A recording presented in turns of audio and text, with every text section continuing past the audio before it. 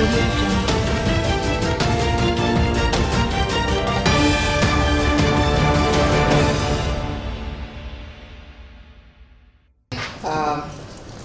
director, ILO, representative of the workers and employment organizations, distinguished guests, including those who are on Zoom, ladies and gentlemen.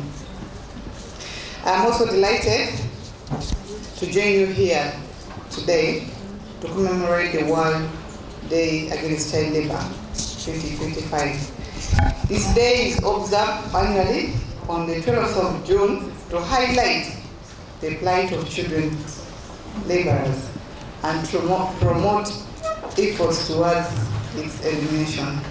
With some context, the latest global estimates, ILO Child Labor Global Estimates 2020 indicates that 160 million children, that is 63 million girls and 87 million boys, are engaged in child labor globally. And alarmingly, 97 million of these are in hazardous work that directly endanger their health, safety, and more development. In Uganda, the National Labor Force Survey that was done in 2021 reported that 6.2 million children, this is very high, and we're talking to everyone in this room who is concerned with how we can reduce this number. It's very, very high. The government, the civil society, our partners, I repeat, this is very, very high. 6.2 million children.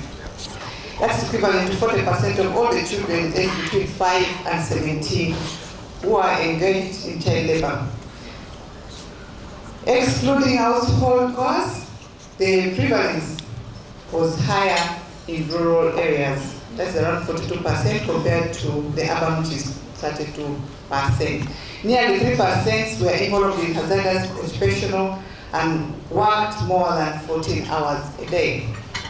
Furthermore, UNICEF reported that even after schools reopened in January 2022, post COVID-19, 1 in 10 children did not return back to school, suggesting a troubling shift outside these percentages. I'm delighted that this year's World Day Against Child Labor is being commemorated under the theme Child Labor. Let us speed up the action. This theme is both a call to honor progress and urgent reminder to intensify our efforts towards child labor elimination. Ladies and gentlemen, the government of Uganda has made noted strides in addressing child labor key achievements with the support from ILO, Global Match International, through ANCAN, Platform for Labor Action, Elimination of Child Labor in Agriculture, Work No Child Business Consortiums, and other, which include 1. The ratification of the 2 ILO conventions on elimination of child labor, namely Convention number 182 of 1999 on the worst form of child labor and number 138 in 1973 on minimum age of admissions to employment. Enactment of laws, policies which include A. Development of the National Child Labor Policy 2006, currently under review. Development and implementation of the National Action Plan on Elimination of Child Labor 2020-2021 to 2024-2025. Development and review ongoing on the employment of children's regulation, that was in 2012. Development of guidelines for labor inspectors on the identification of guidelines for labor inspectors in identifying and elimination of hazardous child labor. Development of child labor compliance checklist. Ratification of 2 ILO convention number 184 on safety and health in agriculture and convention number 155 on occupational safety and health framework for workplace. Government has also committed 2 billion shillings, Uganda shillings, annually towards efforts and intervention targeting the elimination of child labor. Can you clap for that? And this is coming this financial year. It's starting this financial year. I'm sure this funding is coming. And we'll be able to come as government together with all the civil societies and partners to reduce this 6.something% that we've just mentioned.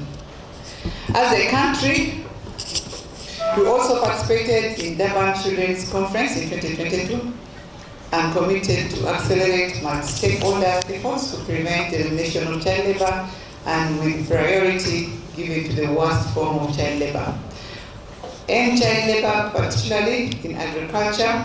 You know, in Uganda we have plantations such as in Busoga, we have sugarcane.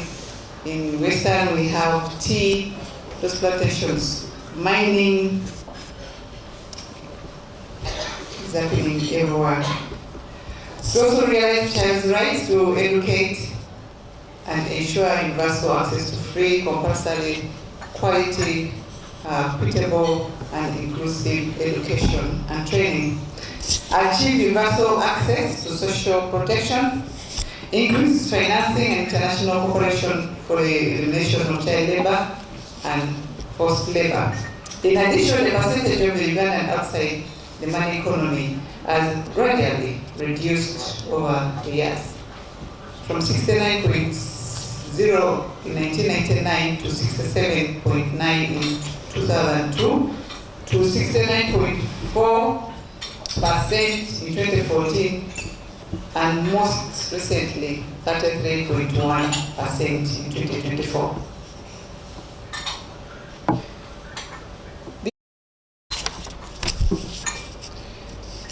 To build the milestones, this year's theme is therefore calls on government partners, key implementers, and also entire population to accelerate program, deepen the efforts to end the child labor. Key focus on the implementers is drawn on the following recommendations: strengthen the ministry's child labor unit, expand coverage of social protection to cover the huge informal sector, expand schools in districts and sub-counties where they don't exist, finalize the review of the national policy elimination, carry on midterm review and evaluation of National Action Plan on Elimination of Child Labor 2020-2021. I also want to add mine here. You see this article we just read, we need awareness sensitization. Our people don't know that there is child labor. They are doing it in their own homes. They don't know. Even here in Kampala, people who know it intentionally do it. So we need to add on this as one of our strategies. We need sensitization to continue. More than ever, our call to speed up action must translate into tangible steps, including strengthening the aforementioned legal frameworks and also enforcement focus on child labor, inspections, enhancing policy coordination on the national and local levels, investing in research and data on child labor trends, building capacities of all stakeholders, expanding social protection and livelihood options, deepening local and international partners to eliminate child labor in Uganda. It is on this basis that during the year, during this year's Child Labor Against Child Labor, World Day Against Child Labor, all key actors should have an opportunity to reaffirm or share responsibility and review the commitment to end this child labor.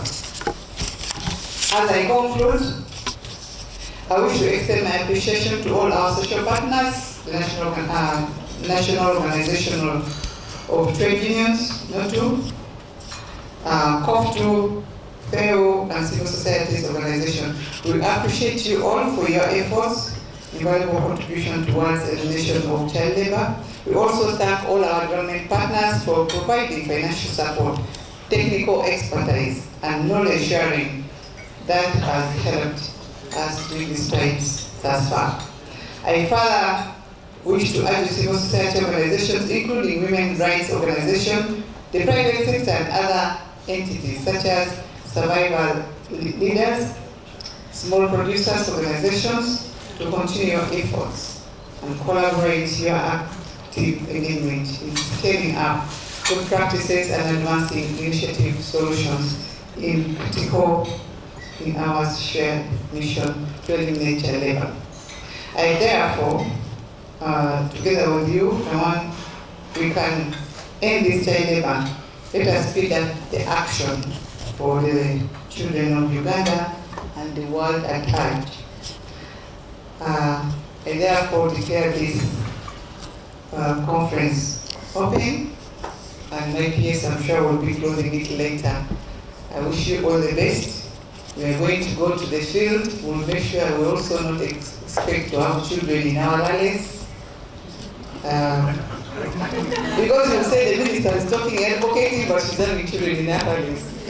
But of course, they normally come around, play, and have some sweets with us. Continue praying for us when we're going out there, and as we pray for you also to have this chance for God and my country.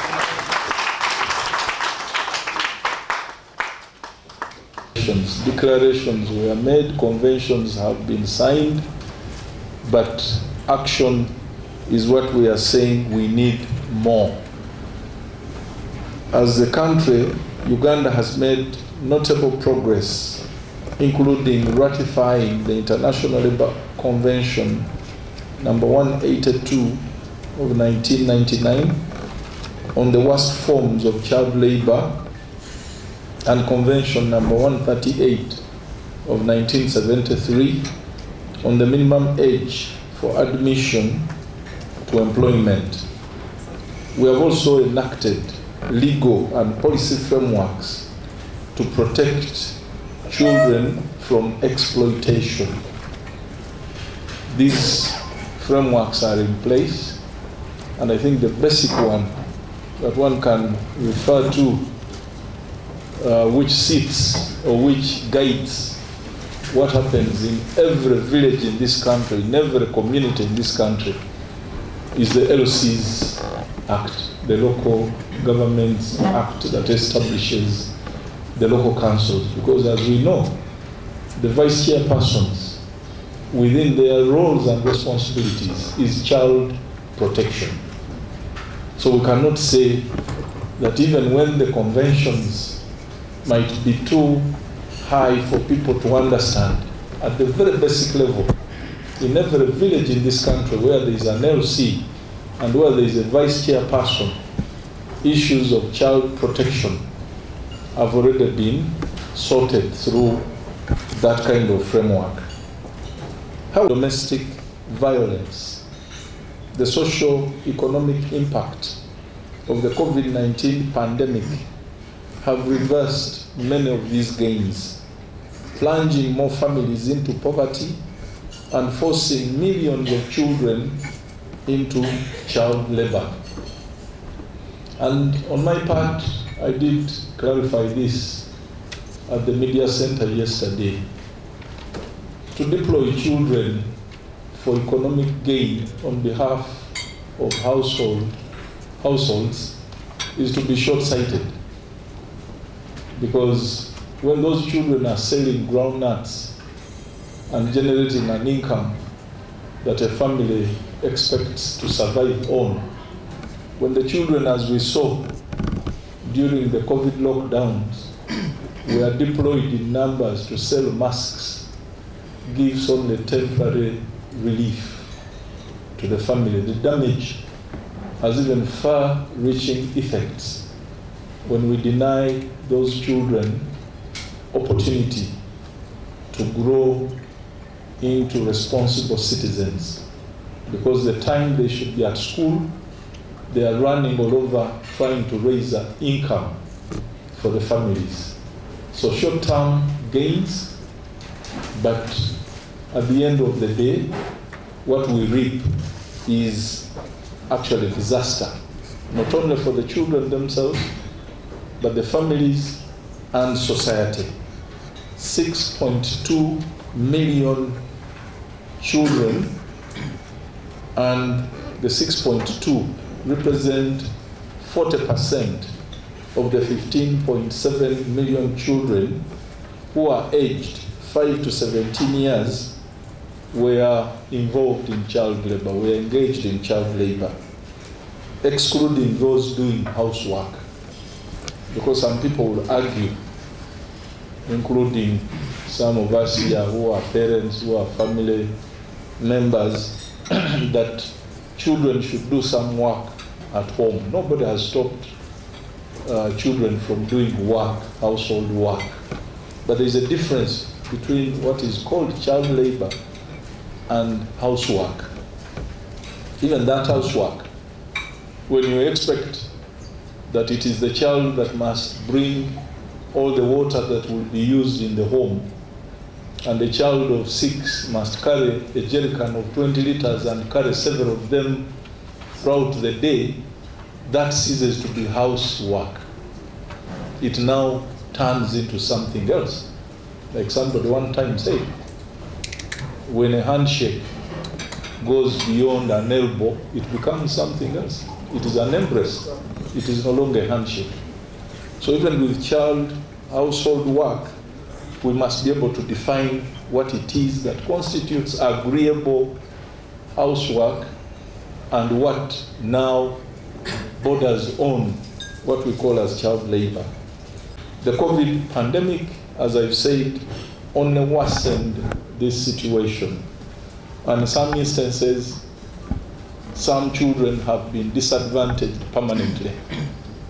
From the COVID pandemic or lockdown period, some of them have even never gone back to school at all as a result of the kind of work they are engaged in.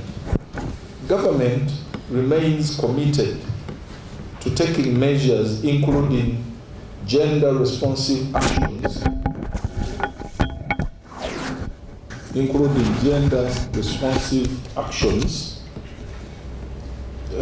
to tackle child labor, particularly its root causes, to ignite and upscale activities to end child labor in all its forms.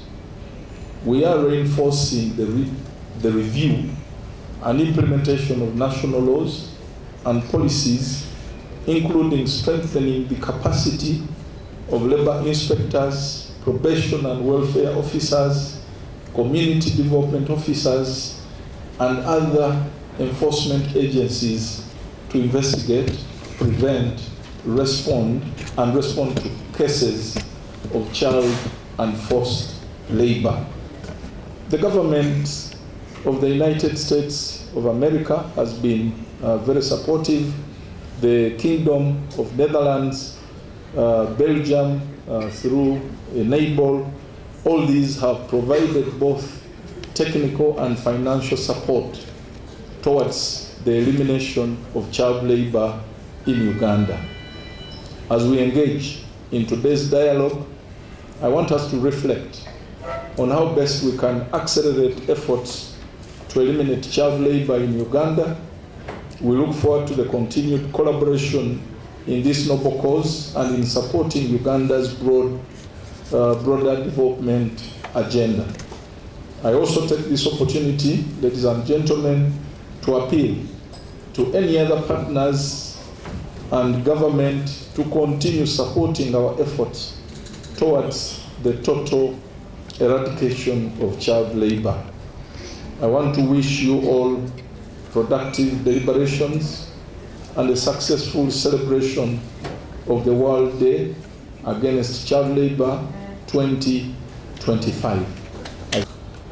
We would like to take this opportunity to appreciate the Minister of Gender, Labour and Social Development for leading policy reforms, including nationwide consultations, to review certain policies which will then strengthen the fight against child labor.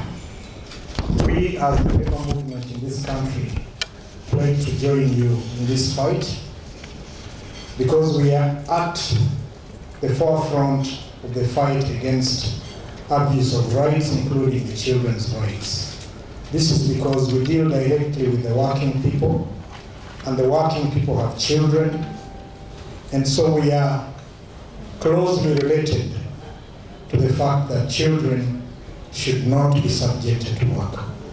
The vice chairpersons at the local level are responsible for children's rights.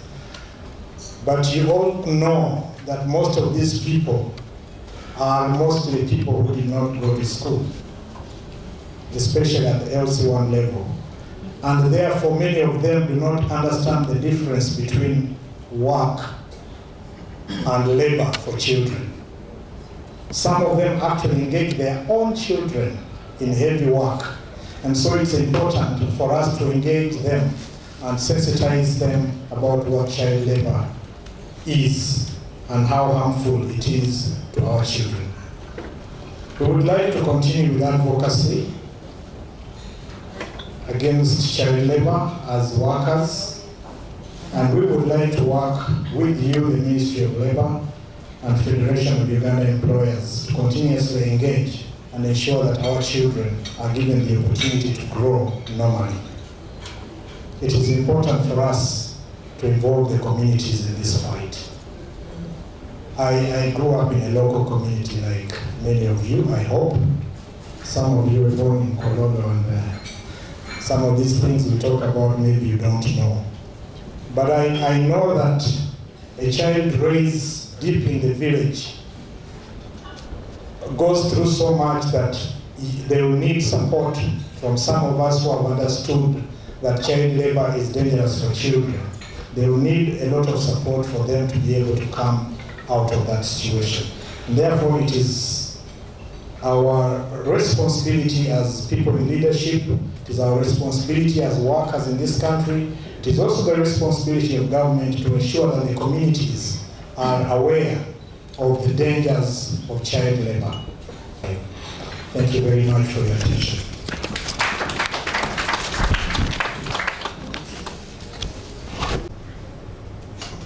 The workers' organization, the trade union, the labor unions, these are all the same things.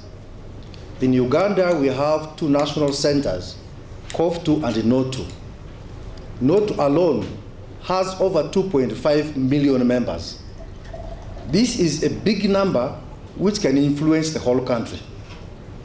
NOTU alone has 38 unions in different sectors. We have teachers, we have transport workers, we have people who work in plantations and all the sectors of the economy. Based on all these sectors of the economy, we have played a very important role in addressing the issue of child labor. Actually, child labor is one of the key topics we have for addressing our workers' issues.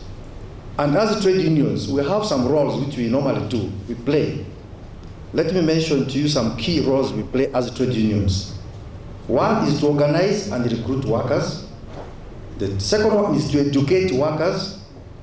And the third one is to negotiate. The fourth one is to ensure that all workplaces are decent.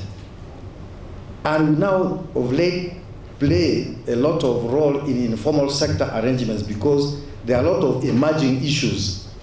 Things to do with digital organizing, things to do with electrification, artificial intelligence. There are very many things coming up.